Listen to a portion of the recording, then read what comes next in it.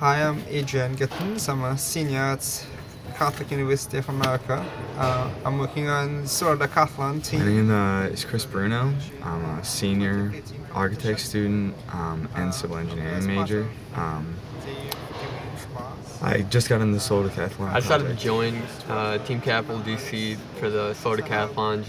I never expected to actually be a part of Solar Decathlon. Solar Decathlon. Solar Decathlon. Solar. Decathlon.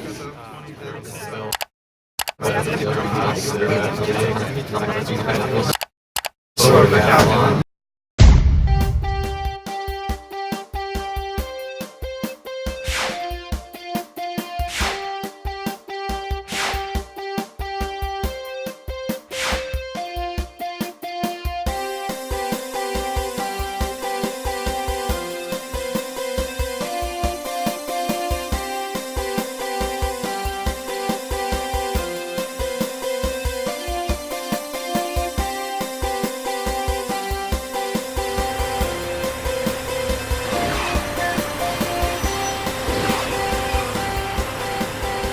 When the steel was delivered and we were up at 5 in the morning, it was probably the most exciting it was just really exciting. Like being up and at 'em at 4:30 and then getting here at 5, seeing the crane come in and laying out all the steel.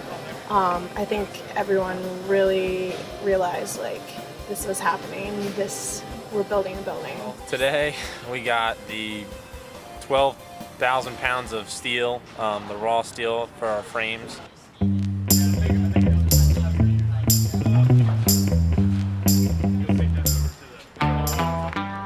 We had a little bit of a hiccup where the police kind of took them on a wrong route, so we thought they were coming one direction, actually came a different one. It's kind of interesting. That's all I'm going.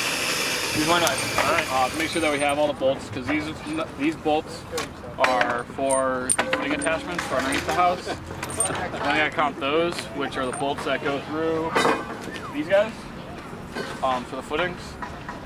And then Teflon plates that go on the rods, and then no idea what those are for.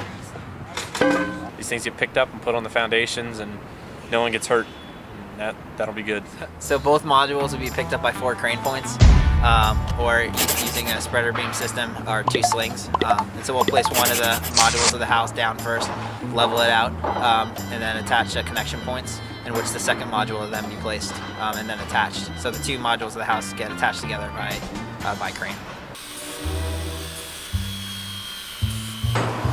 So when it gets really windy, they're afraid that this is gonna blow away, so we're just trying to tie it back so that we don't lose this to Michigan Avenue.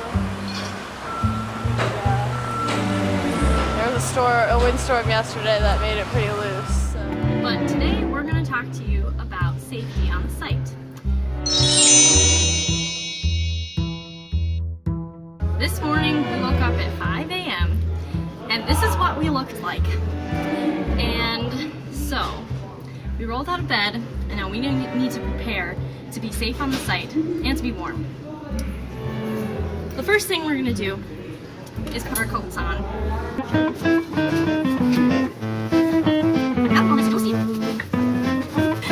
Now that we're all nice and toasty, we're going to head over to the site.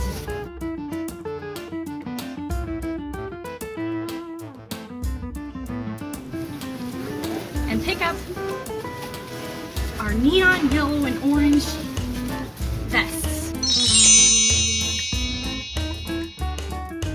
They're so bright and colorful and so beautiful.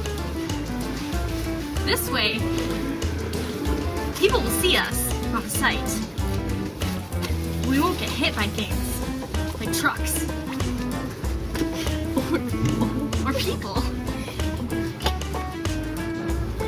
Oh wait, this is wrong. That's wrong. If they don't have side protection, they're not okay on site. Oh.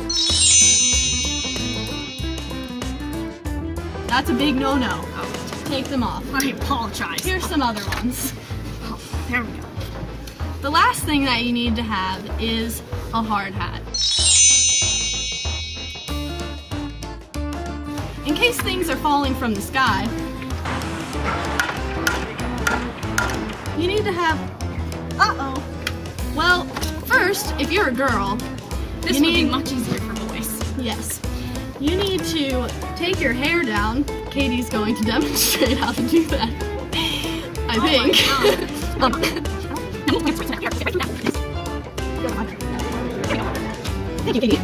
Now I can put on my hard hat and fit it over top of my ponytail, and that way I'm safe on the site, nothing can hit my head, and I won't lose any of my brain cells.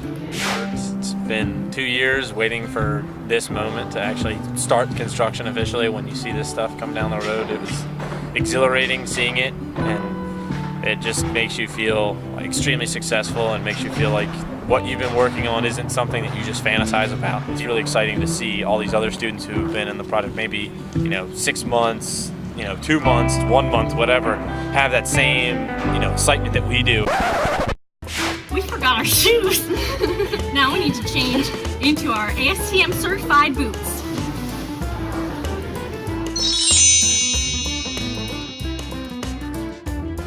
Grab yourself a pair of these steel-toe boots. They're actually quite comfortable and very stylish. So that's how you can be safe on the site. Including your PPE, you also need to watch out for others and make sure that if somebody's doing something unsafe, you stop them and you tell them it's not right. Is that all? That's all. Have a good day, folks. Be safe.